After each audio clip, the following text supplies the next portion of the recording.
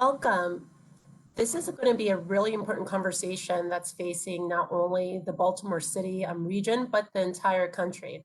It's an issue related to access, digital access, and all the gulfs that are really making it very difficult for households from children to adults to be able to achieve their professional, academic, and other obligations, especially as we continue to navigate the ongoing challenges posed by social distancing, and the expectations that folks are able to work remotely despite these challenges or learn remotely despite these challenges. As the Baltimore City House and Senate delegations, we decided it was really important to have a conversation that was focused exclusively on digital access issues. We know some of the challenges, but we need to work towards solutions. So we've pulled together a blue chip panel of residents, of thought leaders, and of professionals that really want to make sure that we think through to a solution that is sustainable and long-lasting and impactful for all the people that we represent. I will be giving the MC duties over to my colleague and chair of the Baltimore City Education Committee, Delegate Brooke Learman. And she will make sure that we hear from all of the stakeholders present on the panel today, and I'll be monitoring your questions in Facebook. So again, thank you for joining us, and Delegate Learman, thank you for your leadership here. Well, thank you, Chair Smith. It's great to be here online with you and everybody else. And I'm going to turn it over to Senator Washington to bring greetings from the senators, and then I will kick us off. So, Senator Washington, thank you. Unmute.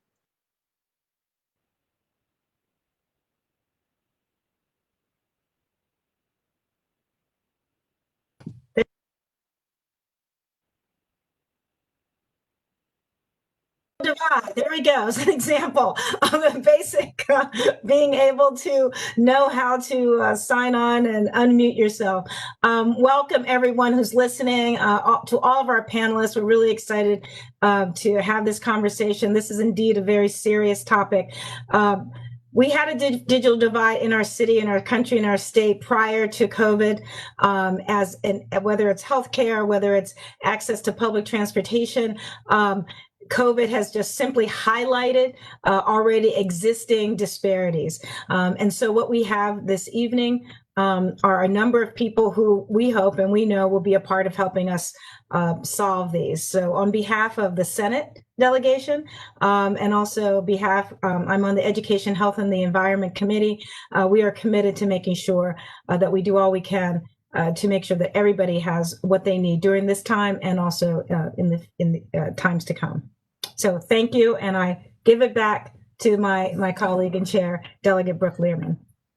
Thank you, Senator. Thanks so much for your leadership on these issues and on education and all things EHE related. So thank you. So good afternoon, everybody, again. Thank you so much for joining us today for a really important discussion on the digital divide, which is a phrase that many people before the pandemic perhaps didn't give a lot of thought to. But as soon as we were relegated to our homes and school was no longer available in person, internet access became even more important than it already was. And so today we, the city delegation, the Senate and the House delegation, are taking time to be briefed by several organizations that are working to close the digital divide and to help us understand how and why it exists more broadly. Somebody said to me recently, and I think this is really worth thinking about, it's not enough to just have access to the internet. You have to actually be connected. And then once you're connected, you also have to know how to use it. So this is a really multi-layered problem. And I'm so grateful to the people who are joining us today for the work that they're doing and for taking time out of their day to talk to us so that we can be intelligent advocates around this very, very important issues. Over the past 6 months, access to technology and broadband has really become vital, life-saving, in fact. in terms of telehealth appointments. My little girl, I had to do a telehealth visit with her right as COVID started, as far as, connecting with loved ones, school, and the ability to work. We are all in a space where we have the ability to connect, and many of us have jobs where we're able to move online. Many people are not in that position. And so over 1/3 of the Baltimore City population right now is without internet access, and even more are not connected. So the greater digital inclusion we can achieve, the better off every one of us will be and our city will be. So without further ado, I'm going to introduce our speakers. Each person, we have so many people and we don't have unlimited time. So I also want to say this is the first conversation of what I hope will be many conversations, because I know the House members and the Senate members will have lots of questions. And I doubt we'll get to all of those questions or get to all of the answers. So we will definitely be following up as well. But thank you for joining us. Members of the House and Senate delegation, you can type your questions into the chat box at any time. And then depending on how much time we have, Senator Washington and I will pose those questions to the speakers during the Q&A. So thank you. For those of you watching on Facebook Live, you can type questions as comments on the video. We'll do our best to get to your questions. But we do have a lot to hear from, a lot of people to hear from, so I can't guarantee it. But thank you, and we'll use your questions as important feedback and questions that we should be considering too. So first, I'm going to turn it over to Craig Addison from Bite Back. Craig's an instructor with Bite Back, a nonprofit that's focused on digital literacy. That organization provides classes on digital skills, such as computer foundation courses, in partnership with community organizations around Baltimore. So Craig, you can unmute yourself and talk to us a little bit about the problems that you're seeing, what Bite Back focuses on, and opportunities going forward. Thank you. Yes, thank you. Good evening, everyone. And again, thank you all for having me on this panel today to discuss the digital divide in Baltimore. Again, my name is Craig Addison, and I'm an instructor for Bite Back for adult learners. And Bite Back is a nonprofit that provides a pathway of inclusive tech training that leads to living wage careers. And Bite Back has been around. They have about 23 years of experience in digital inclusion in DC. We launched in Baltimore in 2019, where we provide free digital skills training to adults, the majority of whom are women and people of color. And in 2019, we served more than 50 Baltimore residents in less than 6 months. And many of those who graduated and were hired actually earned $23,000 more per year than they did before the training. And many of these students kind of remind me of kind of the situation that I was in before I got my degree and got certified. Some of the stories that I hear from my students, is the same challenges that I face with connectivity. Growing up in East Baltimore, trying to go back to school and pursue my career goals and even start a business. At one time, we attempted to start a research business, my brothers and I, and just the technology that we had was, it was not conducive to our success. The challenges that we face, even trying to get a report from SSTAT, like State Department of Assessment and Taxation. So there's no way that we could compete, in that type of environment. Many of my students face the same type of challenges, with their education. As you see my background, I get a lot of those screens, and that right there is a picture of the digital divide. So we can clearly see the need for this. We know the connectivity between, the unemployment and crime and, the other factors in the city. And so what I would like to see, is, revitalization efforts include digital equity. I would like to see like reparations agenda include digital equity. I would like to see quality connectivity at fair market prices and, like barriers to up-to-date technology. I like to see that removed. And finally, what I would like to see is a technically educated populace, a Baltimore that's tech savvy, prepared to address the coming tech revolution with all the privacy concerns, security protocols, access issues, information distribution. I would like to see a Baltimore prepared for that. Prepared to bring business, those tech businesses in, for jobs. Some school districts I've seen across the country have had some success using the Kajit platform, which is a mobile platform. It's very flexible, and I like to see us, take a look at, similar solutions which they use to bridge, which they are using, and is very effective in bridging the digital divide.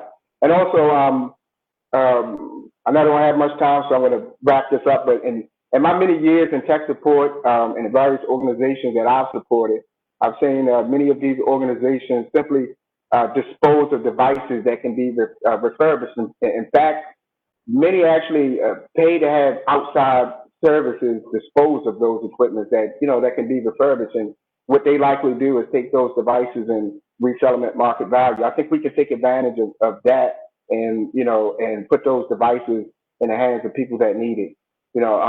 With that being said, those are just a few solutions that I was looking into that I'm seeing implemented around the country and other places. So I know we don't have a lot of time. So with that being said, I'm going to say thank you guys for letting me for allowing me to participate in this panel, and I look forward to future discussions. Great, thank you. You are so timely. I didn't even need to show you the stopwatch I have going, so thank you. Everybody follow Craig's lead. Now I'm gonna go out of order a little bit just to keep sort of groups together, and I'd love to have Kimberly join. I'm really pleased to have Kimberly from Baltimore City College from Somos join us. She's a senior at Baltimore City College High School and a lead organizer of Somos, which stands for Students Organizing a Multicultural and Open Society, and it is a student-led advocacy group in Baltimore. Kimberly, thanks for joining us this afternoon. Remember to unmute yourself.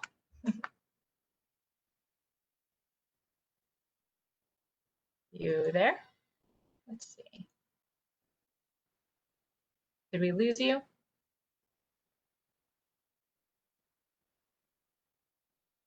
Kimberly, did we lose her? She just needs to unmute herself. Okay, Kimberly, can you unmute yourself or? Can you hear me now? Yes, now I can hear you. Okay. Okay. Sorry. Okay. Good afternoon. Thank you for giving me this opportunity to speak. As mentioned, the internet is truly essential, especially since it's the only way you can access your education. According to the National Digital Inclusion Alliance, in Baltimore alone, 40.7% of all households have no broadband internet access. In a city like Baltimore, where the school system is majority Black and brown, we're talking about 1 out of every 2 Black and Latinx kids not being able to access their education.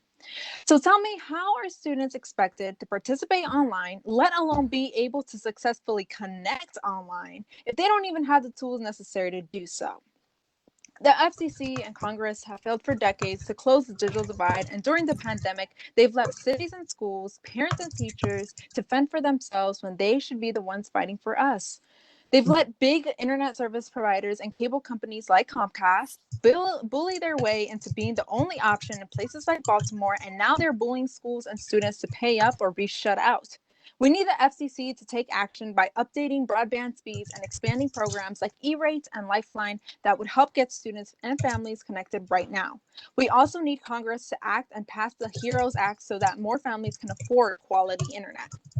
Somos got involved with solving the digital divide back in April, where we got $3 million from the Baltimore Children and Youth Fund to Baltimore City Schools to provide internet access and devices to students in the city. In May, which was 5 months ago, Somos directed a letter of demands to Comcast concerning their Xfinity Hotspots and Internet Essentials package, a monthly $10 plan for low-income residents. These demands have the support of over 100 national and local organizations, the Baltimore City Council, and over 1,500 individuals from our petition. There are as follows.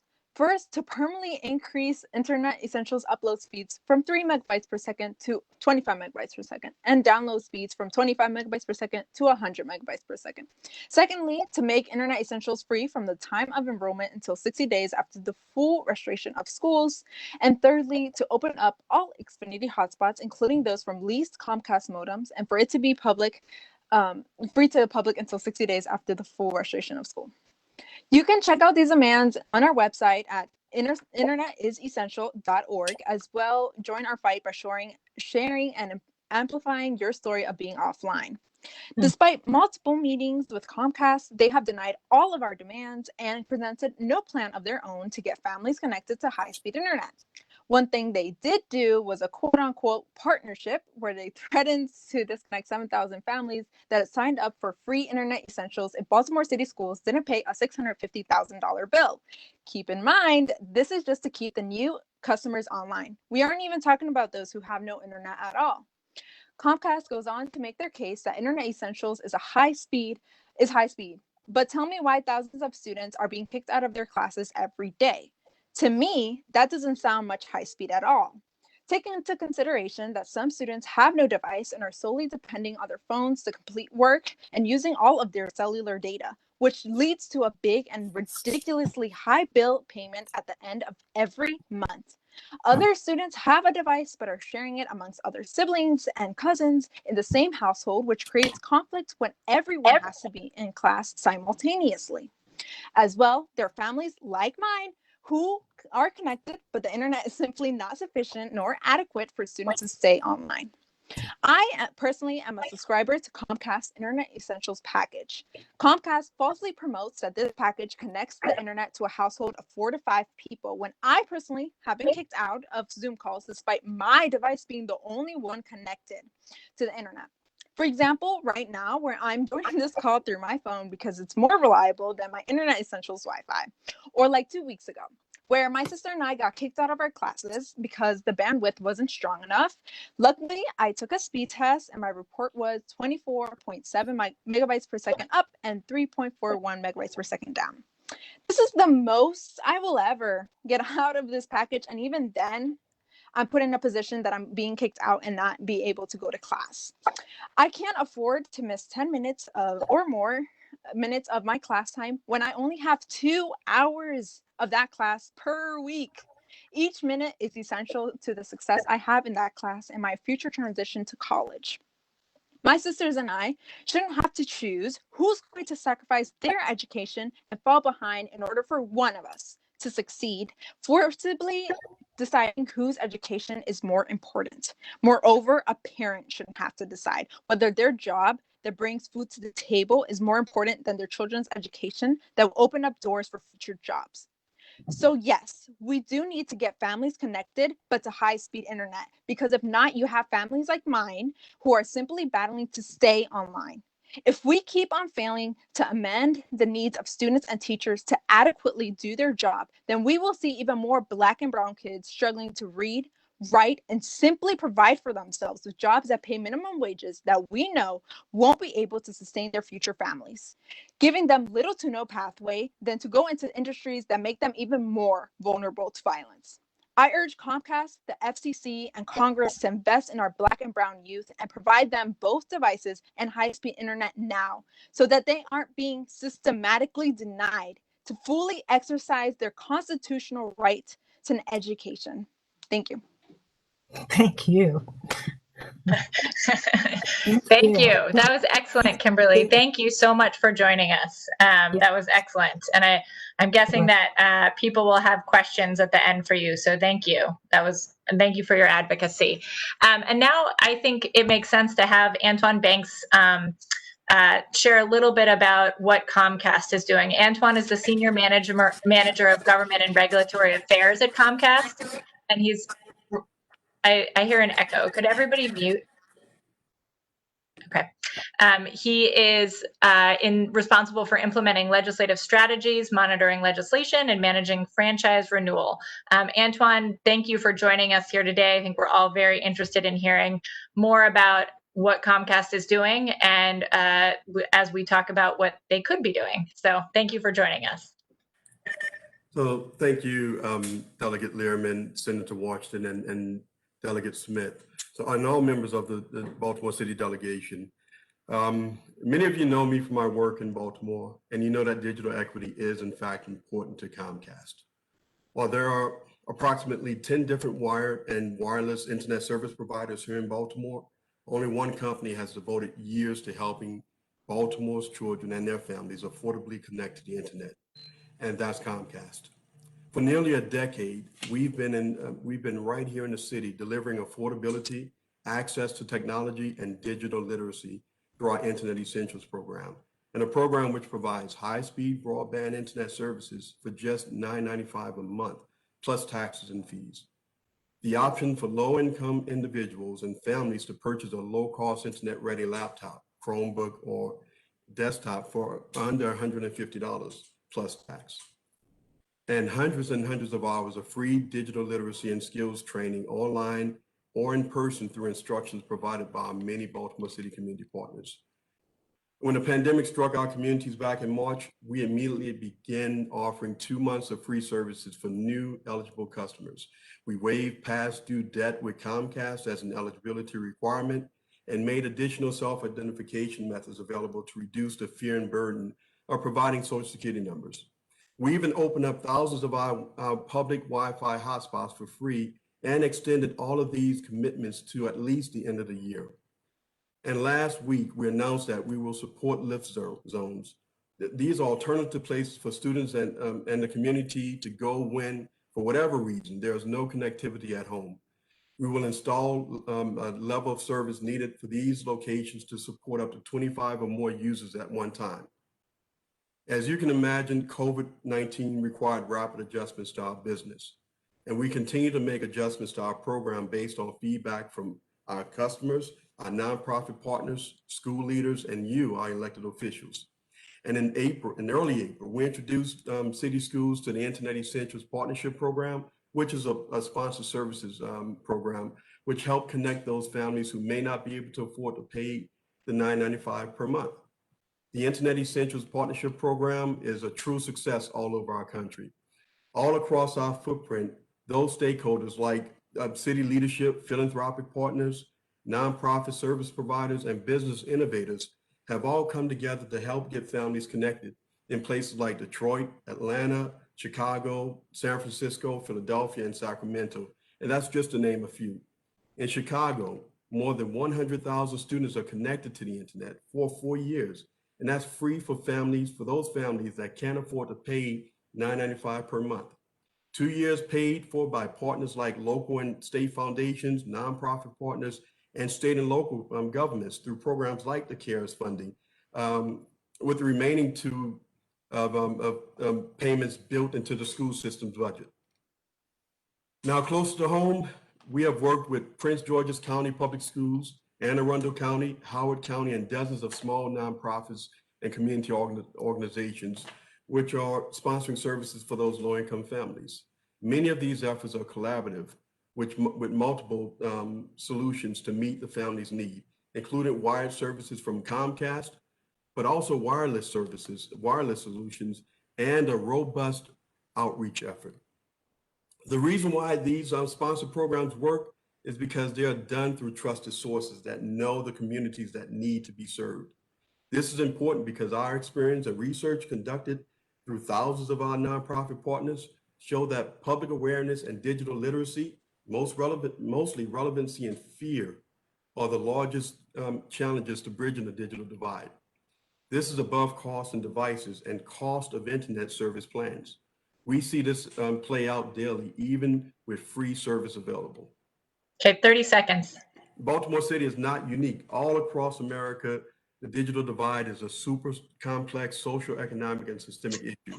And we're speaking about supporting people who are in poverty and dealing with so many other issues, such as food scarcity and allocating resources. This is a special constituency that need support and have more things in mind than connecting the internet. So I was asked about the challenges of bridging the digital divide, and I've mentioned a few, but I'll sum it up as follows. We can face this challenge collectively. There's a role for the other service providers, nonprofit community, government, and the school system.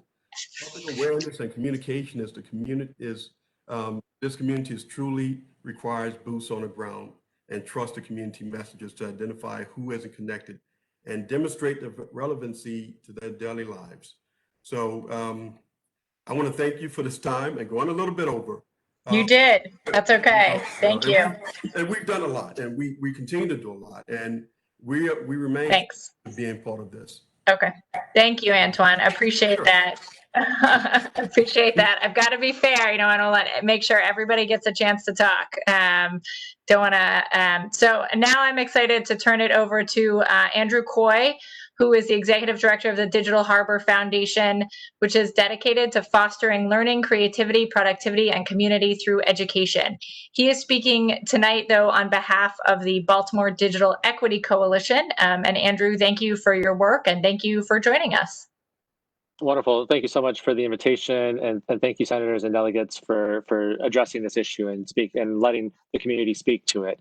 Digital equity, is a condition where all individuals and communities, including the most disadvantaged, have the information technology and capacity that they need for full participation in our society, democracy, and economy. As has been highlighted, the COVID-19 pandemic has exposed the latent and pervasive impact of the digital divide on everyday lives of Baltimore residents, children who are unable to attend school, adults who cannot apply for a job or access crucial benefits without a computer, seniors who cannot meet with their doctors online, tenants who cannot attend a remote court hearing, and so many others are shut out of civic life and service. But this issue existed long before the pandemic and will persist afterwards if we don't have a long-term strategy and clear policy goals.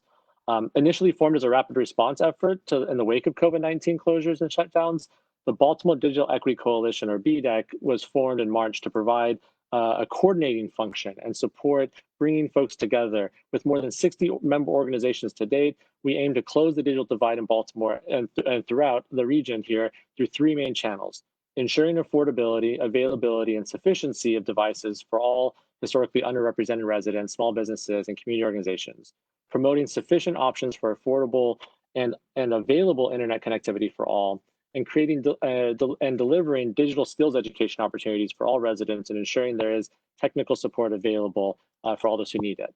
My message to you all, though, right now is that as policymakers, you all lack insufficient and have insufficient data to make policy decisions.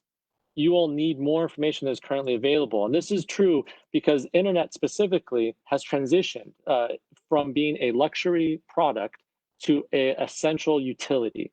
And in that transition, it makes sense that you don't have information about luxury goods and the ways in which those are being distributed. That's private business. But in a public utility, even if it's not regulated as a public utility, but it's functioning as a utility, you need more information to make informed decisions.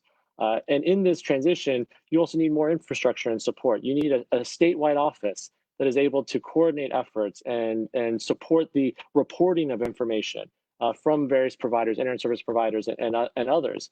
And in this report, this data system, you need to collect that information at a community statistical area that lets you see differences. The historical context in which we operate means that Baltimore has a black butterfly digital divide.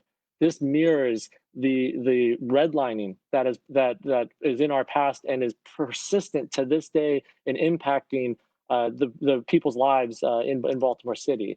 You all know this well, but I think at this time it's important that we see the role that internet connectivity plays in perpetuating these, and that we need to collect more transparent information about performative data, not just the existence of the potential to connect, but actually how are speeds in different neighborhoods for the exact same plan, for example. And this should not all be put on city schools to solve. City schools, has really stepped up in amazing ways to address this, but to expect them to be the internet service provider supporter for the city is frankly irresponsible. And so I applaud you all for taking this time and focusing in to say, how can we do this? And an additional note, the FCC has a role to play in defining what high-speed broadband internet is. But I just want to highlight that they have an inverse incentive, a disincentive to actually change that definition, because as they report on the percentage of families that have connectivity, changing the definition of high-speed internet means that their numbers are going to be affected by that. And so we need to actually build a model that anticipates increases in the need for internet speeds. Just like we have an inflation rate, there should be the equivalent of that for understanding, so that we're not advocating every 5 years for something just to have to turn around and start advocating yet again for an increase because it takes that long for these changes to affect. So we need a report card, we need statewide office, we need a definition that includes ongoing increases year over year. And I applaud you all for the work that you are doing to think about those critical issues at this time ahead of the legislative cycle. Thank you. Thank you very much, Andrew. Really appreciate that. And thanks for framing it and for talking to us about the federal issues as well. Next, we're going to have John Horrigan from the Technology Policy Institute. John is a senior fellow at the Technology Policy Institute, and he was previously a senior researcher at Pew Research Center, where he focused on libraries, technology, and communities, as well as open data and open government. He is a nationally recognized expert on research into barriers to home broadband adoption and use. John, thank you so much for taking the time to join us this afternoon. I'll turn it over to you. Thank you very much. Can everyone hear me? I hope so. I want to talk a little bit about the data in Baltimore as it frames up the digital divide. A few data points have been mentioned, but I put together a comprehensive report with the support of the ABLE Foundation a few months back that really looked into what's going on in Baltimore City with respect to wireline broadband adoption and compared it to other places. And there are two key points that I want to leave you with, which is Baltimore's digital divide is both large and persistent. I think it was Kimberly who said that something like 40% of Baltimore households do not have a wireline broadband connection. That is absolutely correct. In some subsegments of Baltimore City's population, those numbers are much higher. For lower income households, well over 50% do not have a wireline broadband service in their home. And that, of course, is the anchor for people to use the internet for education, telehealth, and all the applications that we've been talking about. For households with school-age children in Baltimore City, over a third do not have a wireline broadband option. And when you get into lower income cohorts, well over 50% lack wireline broadband. These are households with children in Baltimore City. The other point to understand about that 40% non-adoption rate in Baltimore is that it is much worse than in other cities. Baltimore, if you look at the top 100 cities in the United States in terms of population, Baltimore is the 7th least connected city in the nation. So the gap is big in Baltimore and bigger than in other cities, oftentimes cities that have a lot of similarities with Baltimore in terms of economics and demographics. The other point I want to make is that the digital divide in Baltimore is very persistent. As of 2019, 40%, or rather, let me switch it around, 59% of households in Baltimore have broadband at home. That's just a 1 percentage point increase in broadband adoption in Baltimore City since 2016. So nothing much has changed over the past couple of years, but it's been changing and improving rapidly in several other cities. Detroit saw an 11-point gain in broadband adoption between 2016 and 2019. Philadelphia saw a 10 percentage point increase. Richmond, 9 percentage points. DC, just down the road, 7.5 points. And Milwaukee, 8 points. So other places have seen broadband adoption grow over the past couple of years. Baltimore has not. So there's clearly a call for action given the static picture in Baltimore with respect to the digital divide. Let me leave you with a couple of thoughts on what Baltimore can do to move the dial. I've done a lot of research that looks into the data. I've also done research into behaviors of people who have recently gotten online with cut rate discounted internet programs.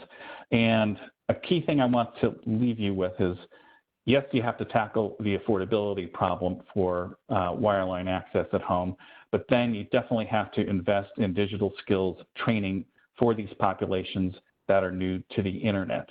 I encounter people who think that digital skills training really isn't a big deal, that they assume that people can figure out the internet. That's not true, but it's also true that research shows that investments in digital skills training really does help people increase the likelihood that they use the internet for learning, for keeping in touch with their children's schools, for doing job search and job training.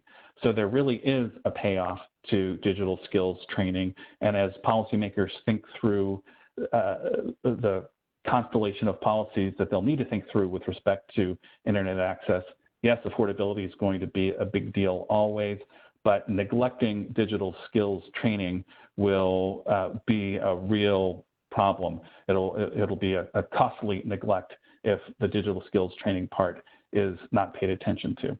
So with that, I will, I guess, yield back the balance of my time. Thank you. I appreciate that. That was helpful context, and thank you for your reporting as well and your work with ABLE to make sure that we understand how behind we are. We have a lot of work to do. Now I'm excited to welcome, I'm not sure actually, is it Michelle or Heidi who's got what the Enoch Pratt? I think that is a good segue right into some of our institutions. Like we're going to hear from the Enoch Pratt and then Baltimore City Public Schools about what they're seeing. So I think it's Michelle who I see on, who is the chair of the board of the Enoch Pratt Free Library System. So Michelle, I think I'm turning it over to you now. No, we're just going to turn it over to Heidi. She's turning it to Heidi. Is she here? As well. Yes, I'm here. I'm here. Oh, you are here. Sorry, I didn't see you earlier. Okay. Yes. Sorry. Oh, it says staff. That's right. Okay. Sorry. I apologize. Great. I tried to change Wonderful. it. Welcome, Heidi, and welcome, Michelle and team. So thank you for joining us, and thank you for all your work. Heidi is the Enoch Pratt Free Library President and CEO, which she joined in July of 2017. And she's very focused on leading the Pratt into the future by breaking down barriers of access for the people of Baltimore. Thank you for joining us, Heidi. Yeah, thank you, Delegate Learman, and thank you to the entire Baltimore delegation for having me here today, along with these other excellent panelists. I just want to say that we do also really support the research that's been done and agree that there's a holistic need for access and adoption and skills training throughout our entire city. The Pratt's been playing a role in helping with that since the early 90s with the introduction of internet and computers on a widespread basis in our library system. And digital skills training is one of the things that we have done for many years. Since our doors unfortunately closed in March due to the pandemic, we've been working with community partners, many of whom are on this call and as part of the Digital Equity Coalition, to find the ways that we can continue to reach our customers. Some of those that I'll talk about today include community Wi-Fi through two different ways. One, we expanded the signal of our Wi-Fi on our branches externally at 8 of our locations. Our Wi-Fi already expands a little bit beyond our doors, but many of our buildings are older. The infrastructure was not set up for, this type of work, obviously, and the signal was very weak. So we placed external APs to strengthen the signal so that it could reach larger swaths of the properties around us. We also installed hotspots a few months ago on our mobile units, and 2 of those have been actively out in the community. One of them is still getting ready to go out into the community due to a driver issue, but they are looking at, they're going to different places, and they're sort of flexing their schedules right now to figure out where they can have the most success, but they focus on neighborhoods with the highest need and the lowest connectivity access. One of the things we see with those community Wi-Fi is, one, it's not an ideal solution, obviously, because it's very weather dependent. So folks don't like to sit in the rain with their devices and access our outdoor Wi-Fi. And in addition, what our mobile job center has reported is when they are out and about in the community, their customers that are coming to them still need the same services they needed previously. So they still need devices. They still need help figuring out how to use those devices, and they still need help with things like resumes, job skills. How do I use the mouse? How do I answer this question online? So the digital divide is far more than just access. So even if we're providing access, we are still needing to fill in that gap, and we've started to do that contactlessly. In addition, we started circulating mobile hotspots and tablets out into the community. We have 200 of them checked out right now. We have a waiting list of over 200, and we are getting another 100 next week, which will be great. So we'll fill another 100 holds. So that's 300 that we'll have out, and we're hoping to keep purchasing them as we go along. In addition, we also received funding from PNC to do two exciting projects. One on the east side of the city is to create a sort of mesh network, a point to multi-point network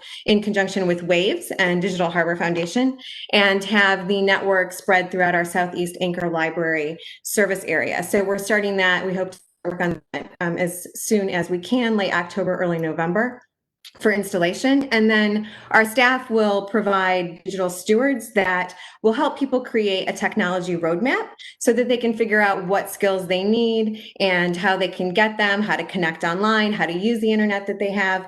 And we'll also be deploying Chromebooks. We'll be doing the same thing on the west side of the city at our Penn North location. There, it won't be a point to multi-point network. It'll be hotspots and Chromebooks that will get delivered to people's homes for them to use. And the same thing, we'll have about 50 of them, and we'll have digital stewards that will help people hopefully connect. And then we'll also be turning them over to partner organizations. So if they need further assistance with tech skills or job searching beyond what our staff can do, we'll be turning them over to our partners, or hopefully for long-term that was my timer that I set for hopefully for longer term solutions. And we also have an online high school degree program that we've started, and those students will get Chromebooks and hotspots from us as well. However, we realize these are stopgaps, and we hope to continue to grow what we're doing with our partners and also to come up with a broader community solution and to be part of that. That's great. Thank you so much for sharing all that you're doing. The Enoch Pratt is a gem in Baltimore. We're lucky to have it here. So thank you. And we're next going to hear from Tina Hike-Hubbard from Baltimore City Public Schools. Tina is the Chief Communications and Community Engagement Officer for Baltimore City Public Schools and really has been at the forefront of working on these digital issues. And I know we've put a lot on Baltimore City Public Schools, so as Andrew noted earlier. So thank you for joining us today to talk about the work that City Schools is doing. Tina. Okay, make sure you're unmuted. You're not unmuted yet. I see you. There you go. Ow. There you go. I tried. Good evening, everybody, and thank you for having us here. I'm happy to come and talk about our work to date. I'll go quickly. So right now, City Schools has either purchased or secured out of our own schools 70,000 devices that we're giving out to teachers and students. 1,500 of them are going directly to staff. 55,000 computers have been purchased. We're still waiting for a shipment of 20,000 more to come in from that order.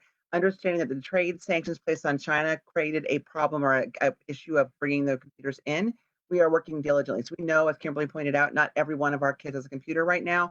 We are working really hard to make sure that by the end of next week or so, they're going to have a computer. And I want to be clear about something. It is every kid who needs a device will get a device. We're not going one-to-one, meaning we're not giving one to every single student, but every kid who identifies needing a device will get one. That means multiple families having more kids in one household will get more than one computer. So we're working on that right now. We're still identifying students who need them, and we'll get that out as soon as possible. We also have 13,000 computers that came out of our school buildings that we're repurposing and getting out to the community as well. So I want to promote an upgraded internet strategy, having to put this together through multiple partners who are on this call right now to figure out a way to get internet to our kids. I want to just pause for a second and say thank you to Andrew for acknowledging the public utility conversation around internet, because City Schools is not in the business of doing internet. We're in the business of educating kids. But we did what we had to do, and very quickly, to make sure that our kids could get online and do robust learning. And so with that, we have a braided strategy. The first piece I'll talk about is the Comcast Internet Essentials program.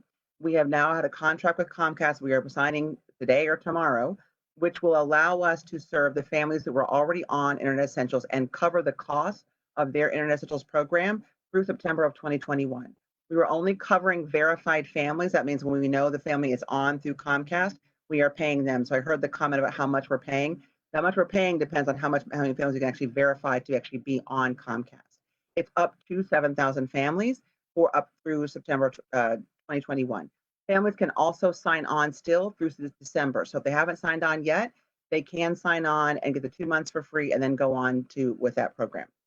The next thing we're doing is mobile hotspots with T-Mobile. We originally purchased 15,000 hotspots. We are now distributing to kids across the district as well. I am pleased to announce that T-Mobile has our new Project 10 Million program, and City Schools was just awarded with an additional 11,000 hotspots I'm about to cry because it's been so much work to try to figure this out. And it is amazing that we are getting this many hotspots. So it could be that a family needs a hotspot and internet essentials sometimes, or I mean, we're going to figure this out, right? We're going to make sure the kids have the broadband that they need to be successful. But those hotspots that are coming in, they're going to get 5 years of internet service on them in addition. Now, that service is for, and originally intended for like afternoon internet, right? When you come home from school and you have to get on to do your homework. It's not for virtual all day. So city schools will sponsor those hotspots again through September 2021 to make sure that all of them have enough broadband width so the kids can actually get on and do virtual learning all day long. T-Mobile tells us that approximately 10 people can be on an internet hotspot at one time at a home. So we're going to test that out and make sure we understand how Comcast is working, how T-Mobile is working, so we have a verification of data that kids are actually getting on where they need to. The other piece we want to highlight is our mesh network strategy, partnering with Andrew and Digital Harbor Foundation to figure out how we get our mesh network strategy. Today, I think it's 78 families we've gotten on so far. We're working on creating an MOU with them to figure out how we do more across the city. It's a longer term strategy, but it's a fantastic strategy that one day that will be the way families can get internet. But I do want to pause and just say we need a city and a state solution to how public utilities are provided in our city. This notion of hotspots and Comcast and the Breda strategy is what we have to do right now for the short term. We really do need a concentrated, thoughtful strategy for our city and our state to make sure that folks can have access. Quickly, I'm going to talk about our device distribution guidelines. Families get laptops from their schools, will be available to kids who need them, as I already indicated. Kids are not penalized for missing lessons on them. They can actually log in and call the school and let them know they don't have their hotspot and get their asynchronous activities. But hopefully once in the next couple of weeks, everybody will have a laptop who needs one. Quickly, our platforms, we're using Google Classroom, we're using Zoom and Clever and Seesaw as our new pre-K through K program. And we are doing training for teachers. We have a hotline for students and families. We have a website that's offering training and support. And we're also standing up parent cafes and parent universities where there'll be online training for our families so they can access support for technology. As John mentioned before, it's not enough to have internet. You got to know how to use your computer. You got to know how to get on the internet and troubleshoot. So we are there to support them through our hotline and also our website support. Thank you. Wow, that was amazing. Yeah, doing a lot of great work. Thank you. And I'm glad that you mentioned the mesh networks because that's a great segue into the next two presenters, Jonathan Moore from Rowdy Orbit and Samantha Musgrave from Project Waves, who are going to talk about the work that they are doing. And, I'd love to hear a little bit, some of what you talked about was this is a little bit of a patchwork quilt at this point because we don't have a comprehensive solution. So Jonathan and Samantha would love to hear about the work you're doing and more long-term solutions as well. So I'll turn it over to Jonathan first. Thanks, Jonathan, for joining us today. No, it's my pleasure. Thank you for having me on, and thank you for allowing me to advocate like everyone else. And I think that when we start to think about a long-term strategy, Project Waves, Digital Harbor Foundation, and Rowdy Orbiter position themselves to really not only be a band-aid, but to look at connectivity a lot differently. I'm going to speak on connectivity from a public health standpoint of view, because when we look at the digital divide now, the future sense is what is the health impact as well as the cost of that on the healthcare system. Because once a family gets connected, the right spot or their home, it's emotional based. Means that weight that they were carrying is a stressor. And stress is a precursor to every chronic illness in low income communities. And as we start to begin to look at the disparities, now we're adding compounding disparities on top of compounding disparities in the new digital age. And so at some point, there's going to be a cost for that. And who's going to pay for that cost? And why should the healthcare costs of the digital divide be spent, the American public or Baltimore City residents or Maryland residents have to bear the weight of that cost? It's something that we can see coming on down the road. I would recommend a commission report on what is the healthcare cost and the health impact from the digital divide so that we can prepare for the new types of chronic illnesses that we're going to discover that we will see in low income communities, because this is going to be vitally important. We got caught behind an 8 ball with COVID. And I think the lessons learned is we need to get ahead and stay ahead so that way we can get into, instead of being more reactive, we can be more proactive. And I think that moving forward, whatever the cost is, should come out of the funding from Comcast, either from the state level or the city level. I understand there are a lot of great people over at Comcast, but their stranglehold on the system has put the city and the state in a very difficult position. And I understand pro-capitalism and I understand market share, but now when we start to look at individuals at the bottom of the pyramid, specifically the poor, who can barely afford to pay for $9.99 a month, now we're saddling them with an additional potential, whatever this chronic illness is, that will be named in the future. The American Public Health names the digital divide as a public health crisis. It is a contributor to the social determinants of health. The Brookings Institute now has labeled this a digital poverty. And so as we do commission a report, what is the new chronic illness going to be called? And what profound impact is that going to have on the families, the people, and the children? And so my name is Jonathan Moore. I'm the founder and CEO of Rowdy Orbit. And what we're focused on is connecting as many people who need to be connected to high speed, above high speed internet, but also building IoT products to measure clean air, clean water, and heat index. And thank you for having me. Thank you. Thank you for all your work, and thanks for your work also, especially in Cherry Hill. Got to give a shout out to my district neighborhood, so thank you. And Samantha, delighted to hear from you. Thanks for joining us today, and thanks for all your work. Thanks. So I just want to say thank you to the delegation for the opportunity to speak today, and thank you specifically to Chief Hike Hubbard for the work that she's doing to keep our students in Baltimore connected. I'm the head of operations at Project Waves, and we provide free internet service to Baltimore City residents using a community-owned mesh network.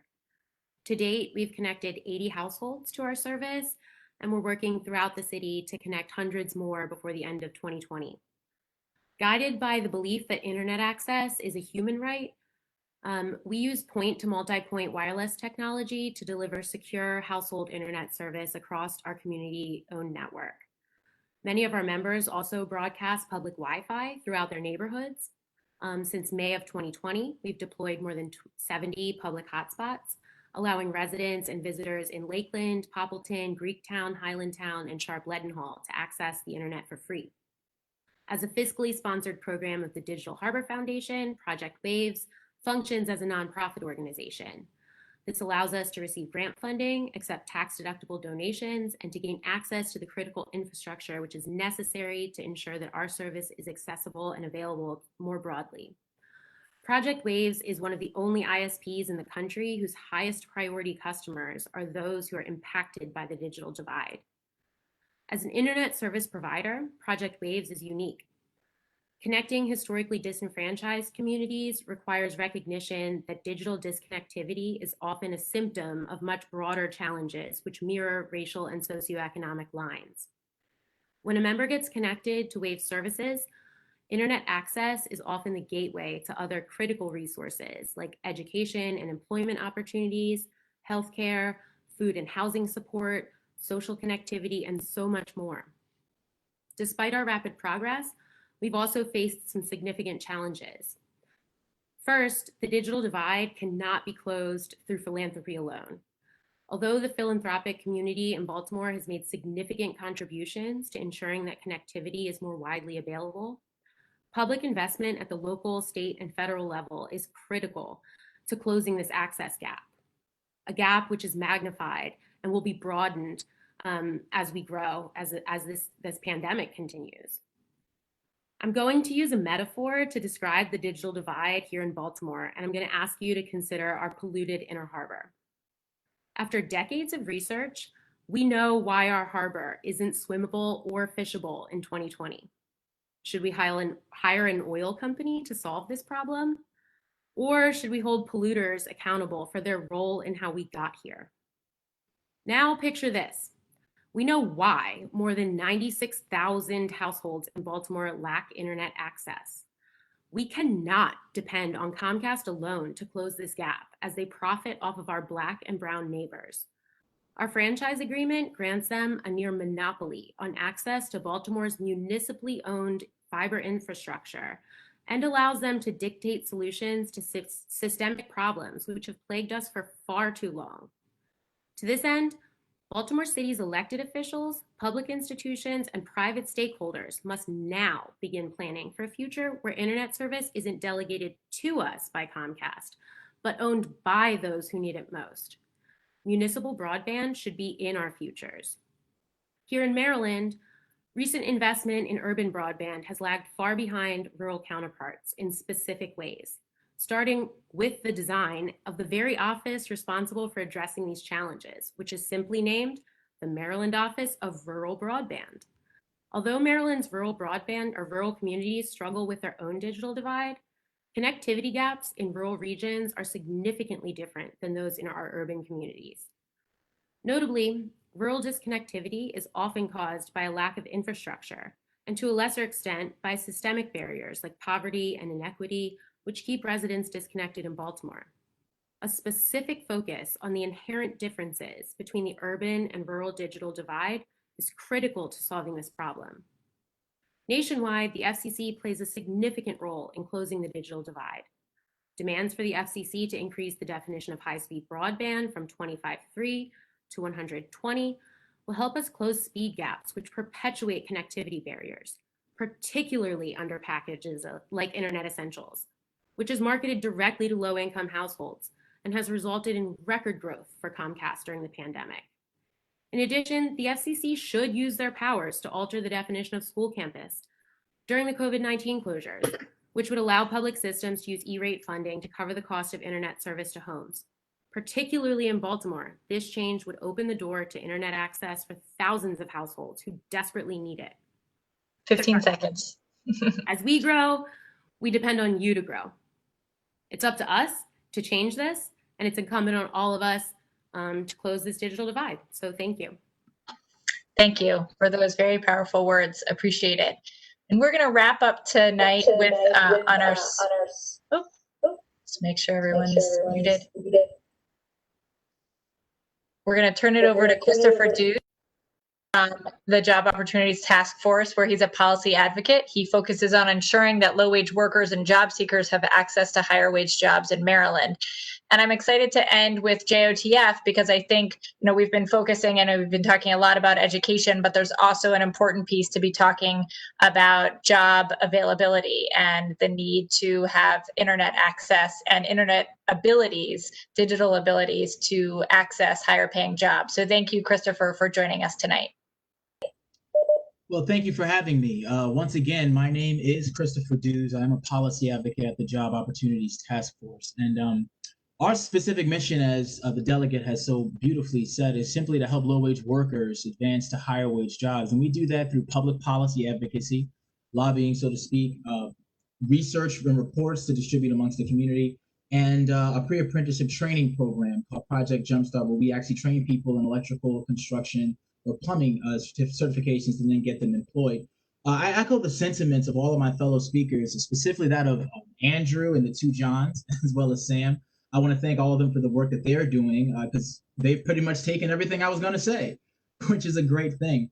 But I specifically want to focus on, as Delegate Learman said, the workers aspect of this. Now, we focus on children a great deal in this conversation, but when it comes to employers and employees, the vast majority of applications are filled out online. When it comes to unemployment insurance, the entire application mostly is filled out online. And as we saw, I think it was in Wisconsin, a report just came out that 41 million phone calls were made to the unemployment insurance office and only 0.5% of them actually got a response, which tells me that if you can't figure it out online, then you're kind of, for lack of a better term, screwed when it comes to SNAP benefits and things of that nature and access to childcare as well. The vast majority of these resources are gathered online.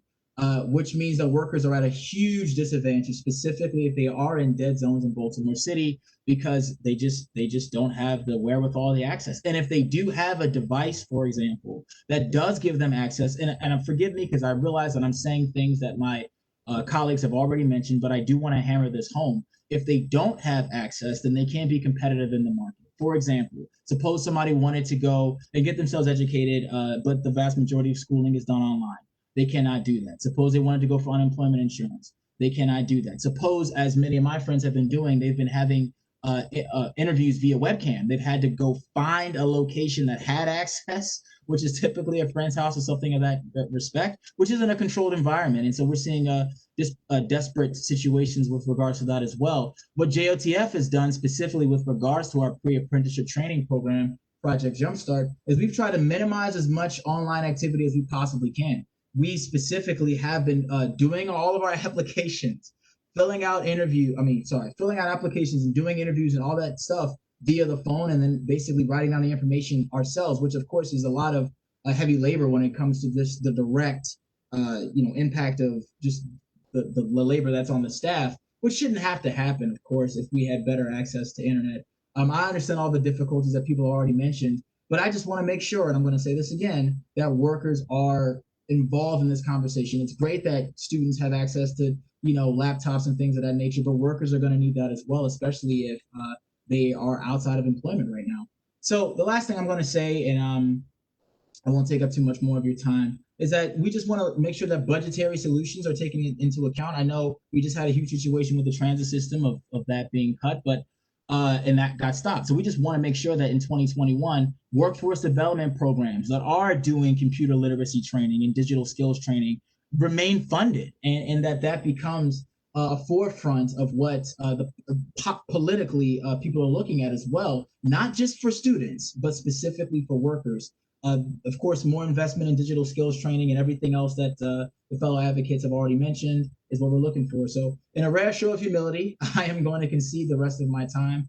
Just want to say it again, do not forget that workers are definitely taking a stronger hit in this divide. And as somebody already mentioned in the chat, that there is a white collar and blue collar difference. I mean, access to webcams, access to desktops, those things are huge. And we want to make sure that people are taken care of.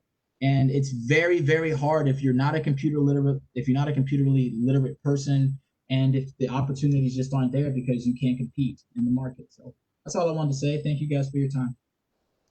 Thank you, Christopher, for all that you do. Appreciate it. So we had a few questions. I'm going to, Senator Washington, do you mind if I take Delegate Boyce's questions first, and then I'll turn it over? Of course, the 43rd District should kick off this discussion. Yeah, right, exactly. So Delegate Boyce has had a couple great questions. One is, what is the percentage of children who need devices of the total enrolled school population? And then a second great, which maybe Tina can answer, and then a second great question, which I think is really important, is we've just heard from a number of groups who are all doing different work, and perhaps Andrew can start off answering this one. Given all this amazing work, it seems we can do more together. How are we working to create greater impact? So Tina, maybe you can talk about number of kids, and then Andrew. So thank you for the question. It's hard to answer at this moment because it's a moving target, right? We've spent a ton of time trying to, over the summer months, figuring out how many kids needed a hotspot, internet connection, or a computer. We are now at the point where we're narrowing down, and I don't have my dashboard in front of me. We have a dashboard that gets updated daily based on how many kids have been connected, how many devices are at schools, how many kids still need devices. What we did was we gave them out to everybody who signaled they needed one prior to school starting. But then the gap widened because when school started, more families came forward saying we need a device, right? So unfortunately, I don't have the full percentage right now, but it's pretty low. I mean, we're getting close to everybody who has signaled they need one having one. It's not perfect, but I suspect that by the next couple of weeks, we might come back to you with a final number of like where we are, but I'm hoping it's 0%. Everybody has one. Everybody can participate fully. So unfortunately, I'm sorry that I can't give the full answer right now. That's okay. That's awesome. I really appreciate that. I just want to have a follow-up question to that, and that is, of the kids that need devices and need services, what percentage of those were kids that may have been truant or were not coming to school? So that's a great question. On our dashboard that we're looking at daily, we are looking at several things, right? Kids who have poor attendance, kids who have signaled they don't have a device but need one, and kids who frankly have not shown up at all, right, since the time school closed. And those numbers keep going down and down every day.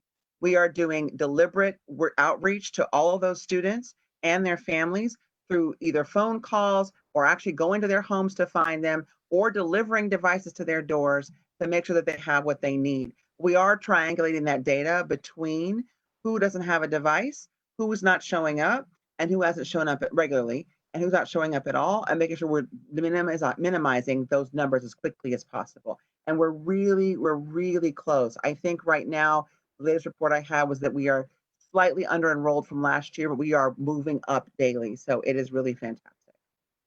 Great. If I could, Sure, could Andrew just answer the other I'm sorry. you had? That's okay. Andrew, could you just hop in and talk a little bit about how everybody's working together or not? Yeah, no, I absolutely will. And one thing I just want to implore everybody, delegates and senators, please to help is to ensure that the funding for city schools is not negatively impacted by the disconnectivity issues that they are working so hard. Like, I know the October 1st date today is really important for this, but like anything you can do to advocate to say either more time or no harm, please do. Like, that matters. In terms of working together and connectivity, I would sort of lift up the work of collective impact as a model that the Baltimore Digital Equity Coalition has subscribed to. And what collective impact says, studied research work out of I can share a link to Stanford review of this, but it highlights that when you have complex issues that require a multitude of different actors to do different things, you need to have 5 things in place to really assist in working together. One is a common agenda, a stated agenda of what you're trying to achieve, and that everyone knows what that common agenda is. The second is a shared measurement system, that you have a way in which you know what it means to make progress, that you have access to that information. The third is mutually reinforcing activities, that you know how different activities are supporting each other, and there is room for duplication in that, right? An ecosystem that is a monoculture is not a healthy ecosystem. We need a diversity of solutions, and not just one solution or one entity that's picked as a solution. The fourth is continuous communication, and the fifth is a backbone support organization. So I just wanted to say that the Digital Equity Coalition work that is happening is working on each one of these issues, and they're not the only ones. There are multiple folks that are working this, and I do feel like the communication that's been happening has been an incredible asset to the community in coordinating this work, and in helping that out. But I think that we do need to support that more formally. We need to find ways to formally do that work, and this is where government is the natural convener. It has that power of convening, and I think this is where a state office is really important. I also think here locally in Baltimore, on the upcoming mayoral transition team, there should be an emphasis on this. That this should be a high priority because of the ways in which it's affecting all aspects of the work. So those are some areas that I feel like emphasis and support on are really important. Thank you for that. And Senator Washington, I'll turn it over to you. Thank you, and thank you all very much. It's clear a couple things, and then I guess we'll ask a couple people to respond to it.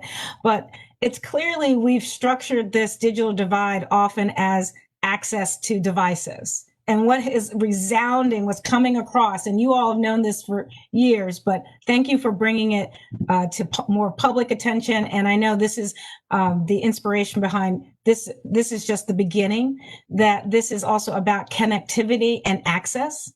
And so I want to thank Ms. Vasquez so much for so eloquently laying out and setting the bar in that critique.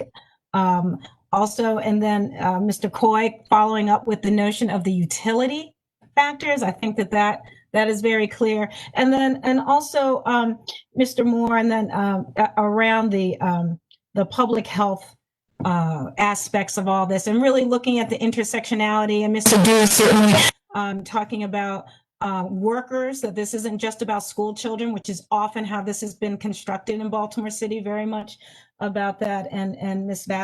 Musgrave, also your connection. So I think I would like to ask, because I do know that Dr. Farmer was came on to discuss, Enoch Pratt, et cetera, but you're also a physician, you're a public health specialist, and you've asked the question of Kimberly of talking about the ways in which equitable access affects the family. But could you talk a little bit about what you imagine might be a public health approach to this issue, and then certainly how our libraries could be a part of that? Oh, thanks so much, Senator Washington. Yes, I do feel very strongly that we need a family-centered approach. And I love that question that someone had asked in the text box about how we can work together in synergy to try to find some solutions that really help the family as a whole. I've worked for many years in Baltimore City as an assistant director of school health and working with the Baltimore City Health Department. And, when we think about the need to provide services for, excuse me, I've got a little one here too. Just for a second, honey. Wait for a second. I'll tell you, this is one of the things that happens when you've got one family member that needs access to the internet. The stresses carry out and extend beyond to all of the family members. And so I think that what we really need to do is think about family-centered, community-based solutions. And the Pratt Library stands with all of you to help make that happen. Thank you. Thank you. Thank you. That was awesome. Last night, my naked 2-year-old ran by an event I was doing, so don't worry. That's excellent. Other questions? Senator, you looked like you were going to say something? Yeah. I'm just going to say, I also just wanted to say, so kudos and exciting to hear Chief Hike Hubbard and this working with T-Mobile and the fact of the matter that there are lots of options and folks that we should bring to the table. And I wondered if there was. Well, no, I don't. I guess I just wanted to thank you for that. But I did want to see if anybody wanted to pitch into that broader question of either the public health implications, of this and how we might strategically go about this. I see Andrew's nodding his head. Craig, if you have some ideas, I just would like to just have it as a part of the record. This is Jonathan Moore. I think the one thing that we need to make sure that we do is to make sure that we have deep reaches in doing community-based participatory research and really start to understand isolation and the impact and trauma of isolation by being divided. Because now when people are stuck in their homes, and say if an individual has mental health issues or mental health runs into mental health problems, well, what does the long-term impact does it have on them, their family members, and their support system? Because at a certain point, people feel absolutely helpless. And so what profound impact does that have on the body, on the toll overall, and how much more medication does someone have to take in order to feel somewhat normal? And I think by doing community-based participatory research, we can begin to start doing a deep dive to really understand the ramifications on the impact of social determinants of health so that we can drill down. Because to get ahead of this, some nonprofits may have to transition. Some health organizations may have to transition. And I think that by getting ahead of it, we can reduce the cost over the long term, but not pass the buck to the next generation. And then I'll be quiet. Just speaking of the next generation, Ms. Vasquez, and then after she speaks, I would like to hear Comcast specifically. We understand that you are saying that you're doing all that you can do, but Ms. Vasquez is representative of thousands of our students. So if you would like to respond or say something, that I would like to give you this opportunity.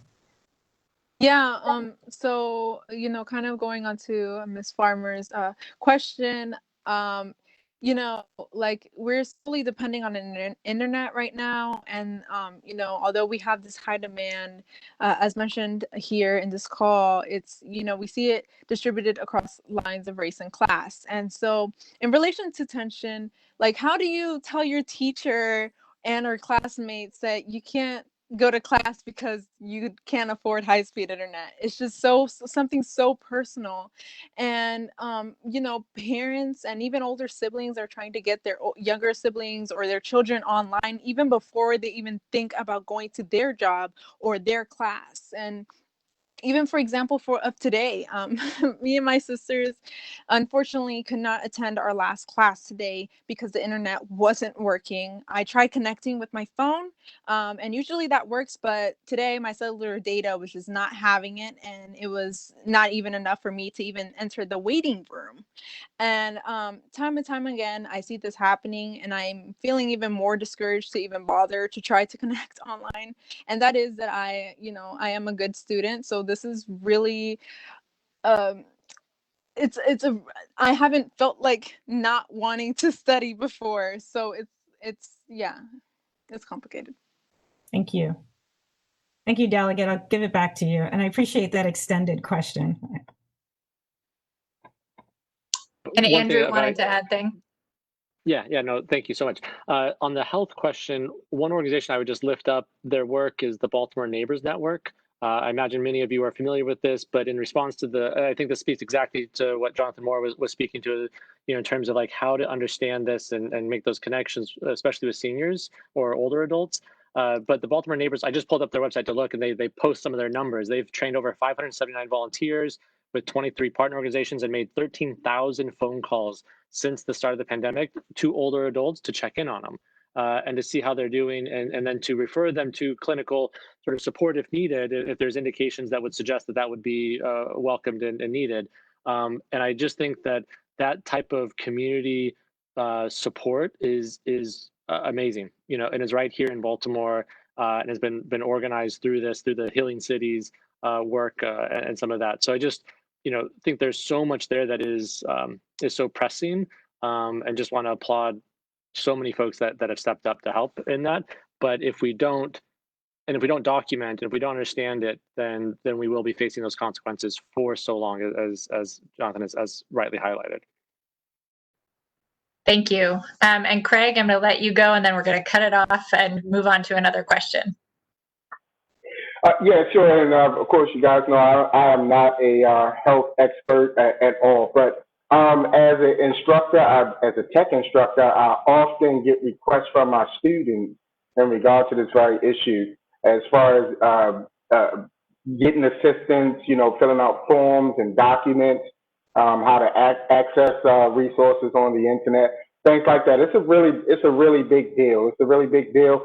And the lack of connectivity, as we've stated, as some of you all have stated, it has exacerbated, some of those issues. And really quick, there was and it's not just health; it's other services and support that people need. Even before the pandemic, I had one of my students who she needed to apply for some service. I think it might have been food stamps or whatever it was, but she was an older lady, well into her 70s, 80s, and she was a student. She was learning, and what prompted her to come to my class and learn technology is because she needed to apply for those services. And when she went to apply, again, this was before the pandemic, she was sat at a computer, and she had no idea, what to do. She didn't even know, where to start.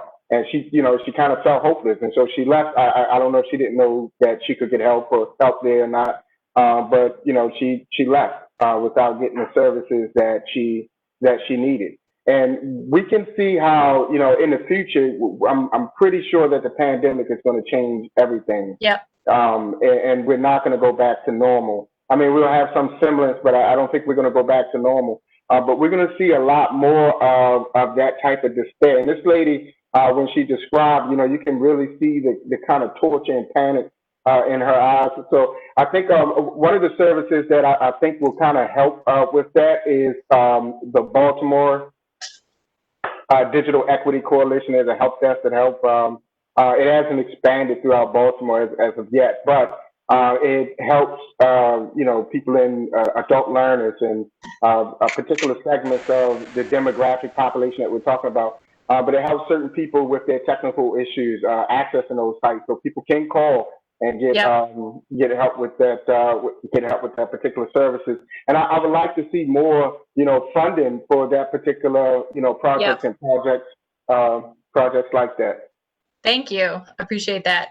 You're I'm going to ask one really quick question and then turn it over to our chair, Chair Smith, who has a question to wrap us up. So my quick question is that, Samantha, you got into this a little bit. We do have an Office of Rural Broadband in the state of Maryland, but of course that only covers certain counties. And it seems to me like other states, we should be looking at a statewide organizing effort, and to have somebody at the state level who's really looking at every county and making sure that every jurisdiction has a strategy to ensure that everybody can be connected and can be digitally literate. So I'm going to throw it at Andrew because he talked a little bit about the need for organizing as well, to just give us your point of view on the role of the state and that type of digital illiteracy. Sorry, yes. We want to make sure everybody is digitally literate, as Christopher just pointed out to me. But Andrew, I'm going to turn it over to you to just talk a little bit about what you believe the role of the state is here. And then we're going to turn over to Chairwoman Smith. Thank you. Yeah, so I would really say that there's three things that a state level office can and should be doing, right, in the role of government. The first thing is act as a convener, to pull together folks and to be able to have this conversation, like this exact conversation we're having right now, but on an ongoing basis with a focus and a dedicated, role for that, to bring all the players to the table and to have the ability to put together plans that are long-term in nature and that are analyzing the questions of health impacts and other things. So that's the first role that a state office should play. The second is relating to funding, both in terms of the ability to support state funding for it, but also in the ability to go for federal funds. There are so many opportunities that exist out there, but they require that often or benefit from that strength of that position of a state level entity. And in all of this work, the third thing, the really important thing, is the reporting. To understand and officially request information that is able to clearly articulate what the current status is and if we move the needle on that or where we are. So those are three critical roles that government plays, and that government is uniquely positioned to play. It's why we, the people, come together, is because we believe that these things require all of us. And government doesn't have the luxury of serving only those that the market suggests it could serve, right? That it's not, nobody complains about certain companies not serving certain customers because maybe that's just not, they don't have to serve everybody. Government has to serve everybody. And so if we're not all connected, we all suffer because of that. And that's where Baltimore is in such a powerhouse for the region. And yet we systemically don't invest sufficiently in ensuring that it has the economic wherewithal, that so many tech companies are here, but all too often they're importing talent when they should be like developing here locally. So that's, and then anyway, we can talk more about that, but those are three roles that I think this office that's being discussed. And I really, sincerely hope that it can build on the work that's already happened, because, there is work that is going on, and some of the dollars have actually come to Baltimore City through the Office of Rural Broadband. But the focus of it needs to be expanded, and we need to grow the pie bigger. This is a greater issue, so let's build on what is there, make it bigger, and not sort of see it as a zero-sum game. Thank you. Chairwoman? Thank you so much, Delegate Lehrman. This has been a really well managed, from a time pacing perspective, conversation of so many people that are working diligently in their particular capacities. I want to give a special shout out to schools. I have a 6-year-old in Baltimore City Public Schools. This virtual learning is challenging. There are tears. They're usually my tears, not his tears. It's not ideal. It's just not. However, I do know that he's learning, and I'm thankful that he is, but I'm troubled thinking about the young person that's not getting their education, that's not connected because of all the things we've been discussing, and that's losing ground. That does keep me up at night. I think about the young people that we've not had contact with since March. It keeps me up at night because we know that structural barriers rooted in poverty and racism are largely what are creating these gulfs.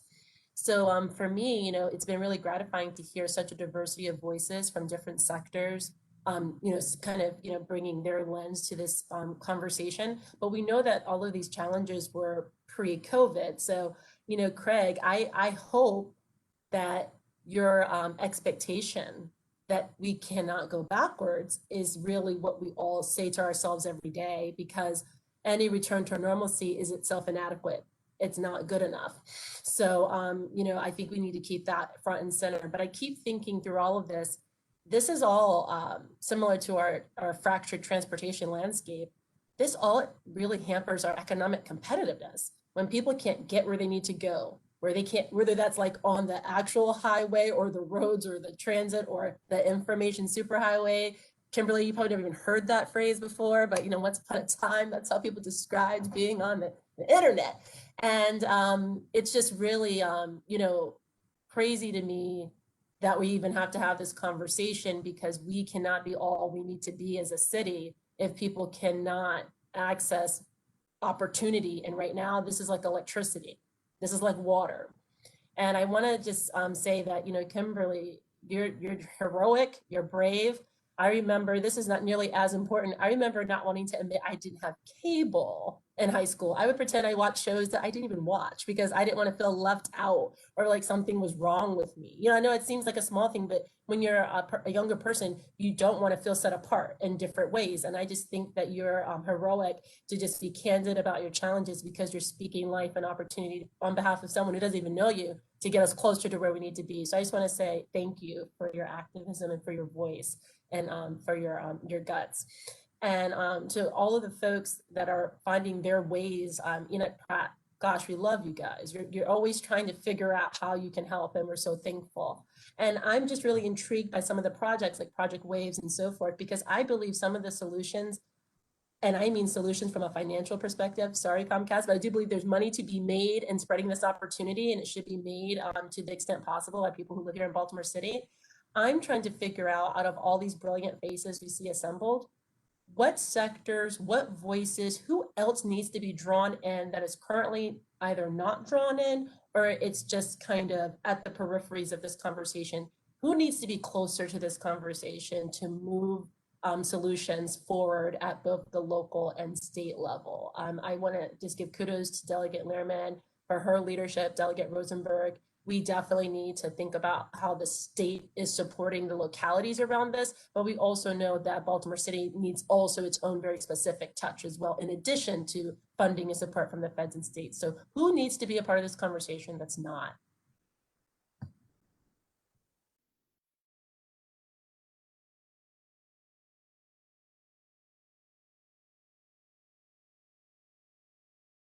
I have a few thoughts. This is Jonathan Moore. I think that the organization that represents homeless individuals and trans individuals as well, the trans and gay community.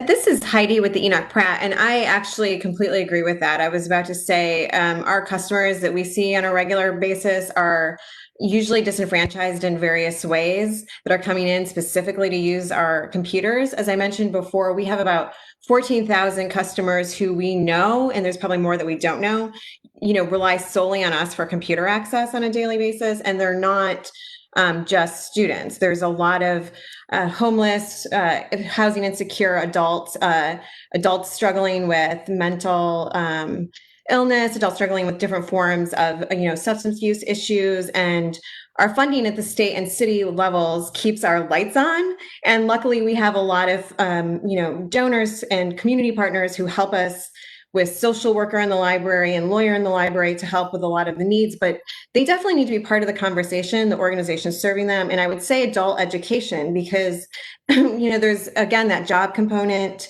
that work component that we have there that we're doing on a regular basis. People who come in and don't know is a mouse and trying to apply for jobs, who you say, put the cursor here, and they're like, I don't know what a cursor is.